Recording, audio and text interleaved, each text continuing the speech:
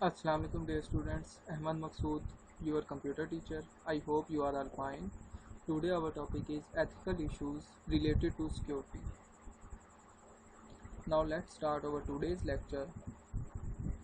First of all, ethical issues related to security. ये होते क्या हैं? The foundation of all security systems is formed on ethical principles. हमारे पास जितने भी सिक्योरिटी सिस्टम हैं वर्ल्ड में, इनकी जो फाउंडेशन बुनियाद रखी गई है वो कुछ एथिकल प्रिंसिपल्स पर रखी गई है। यानी कि कुछ एथिकल प्रिंसिपल्स हैं, अखलाकी प्रिंसिपल्स आप इन्हें कह सकते हैं, जो हमने फॉलो करने होते हैं इन सिस्टम्स के लिए। If we have data of others, it is our own ethical responsibility to keep it secure. अगर हमारे पास किसी भी पर्सन का, किसी ऑर्गेनाइजेशन का या किसी भी चीज़ का डाटा है, तो ये हमारी रिस्पॉन्सिबिलिटी है कि हम उसको सिक्योर रखें। Some of the data security issues are, कुछ जो हमारे पास डाटा के सिक्योरिटी इश्यूज होते हैं वो होता है confidently and privacy, fraud and misuse, patent, copyright, trade secrets and sabotage. ये हमारे पास कुछ इश्यूज हैं जो सिक्योरिटी से रिलेटेड होते हैं, वो हम देखते हैं, वन बाय वन इनको डिस्कस करते हैं। सबसे पहले है कॉन्फिडेंटलिटी एंड प्राइवेसी। ये क्या होता है? सबसे पहले इसको देखते हैं। To keep the data of others as confidential is indeed taking care of others. अगर हमारे पास किसी का भी डाटा है तो ये हमारी जिम्मेदारी है कि हम उस डाटा की हिफाजत करें, इसको इजाज़दारी को बरकरार रखना ये हमारी जिम्मेदारी है। For example, if a bank shares the information about my banking transaction with my business competitors, then it can harm my business. हम लोग जो हैं और मेजॉरिटी जो है बिज़नेस के लिए, जितने भी बिजनेसमैन हैं या जॉब से रिलेटेड पर्सन हैं, वो बैंकिंग की फैसिलिटीज़ को यूज़ करते हैं। अब अगर सपोज़ करें कि बैंक आपका जो डाटा है, वो आपकी ट्रांजैक्शन है, वो लीक आउट हो जाती है, वहाँ से किसी से शेयर कर दे, तो जो आपके कंपेटिटर्स होंगे उसको फ़ायदा हो सकता है आपकी इन ट्रांजैक्शन देखकर, इनसे मालूमात लेकर। तो इससे क्या होगा? आपके बिज़नेस का लॉस होगा। तो ये बहुत ही सीक्रेट डाटा है। या इसके बजाय अगर आप ये देखें कि बैंक का डाटा किसी हैकर्स के हाथ लग जाए या कोई इस पर इलीगल एक्सेस हासिल कर लेता है, तो वो किसी के भी अकाउंट के जो पैसे हैं वो चेंज कर सकता है। Similarly, phone companies are suppose to keep the invoices and bills as confidential. इसी तरह से अगर आप देखें कि जो फ़ोन मोबाइल कंपनीज़ होती हैं वो आपका डाटा को बहुत सेफ़ एंड सिक्योर रखती हैं, जिसमें आपकी इनवॉइसेज, बिल्स आ गए, इसके अलावा कॉल हिस्ट्री हो गई है और मैसेज की हिस्ट्री हो गई है। अगर ये पब्लिश हो जाए या लीक आउट हो जाए तो प्राइवेसी में बहुत ज़्यादा आप कह लें मसले पैदा हो सकते हैं। Keeping privacy and confidentiality has become difficult in this era of computer and internet. किसी भी चीज़ की प्राइवेसी रखना या राजदारी रखना आजकल के दौर में बहुत मुश्किल हो चुका है, क्योंकि ये दौर बहुत एडवांसमेंट का है।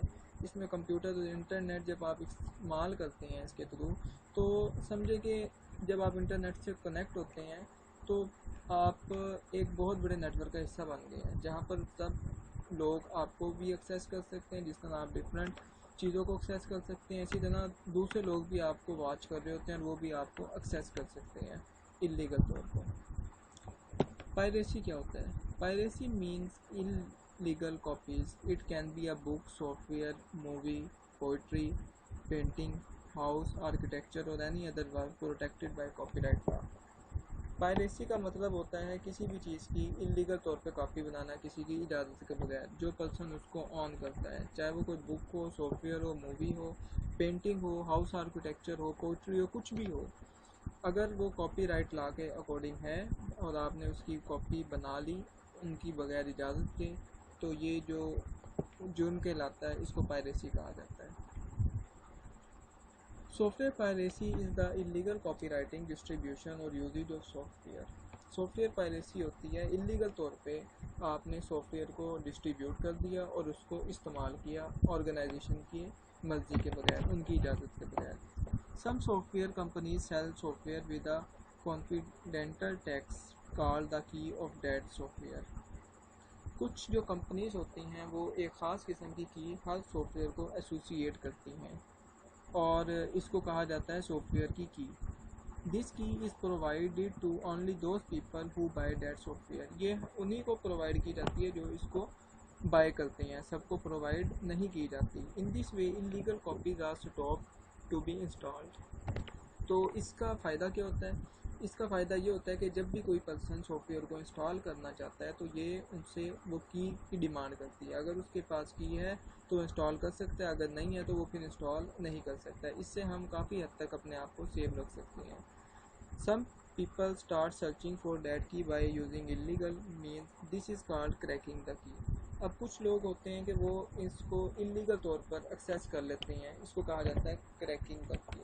अब ये देखें कि आपके साथ एक मिसाल है, एक्टिवेशन विज़र्ड ये है। ये सॉफ्टवेयर जब इंस्टॉल होता है तो ये आपसे की मांग रहा है, ये मांग रहा है कि जब आप की इसको करेंगे तो ये फिर इंस्टॉल होगा, अदरवाइज़ ये इंस्टॉल नहीं होगा। नेक्स्ट है हमारे पास types of software piracy. Software piracy की टाइप्स।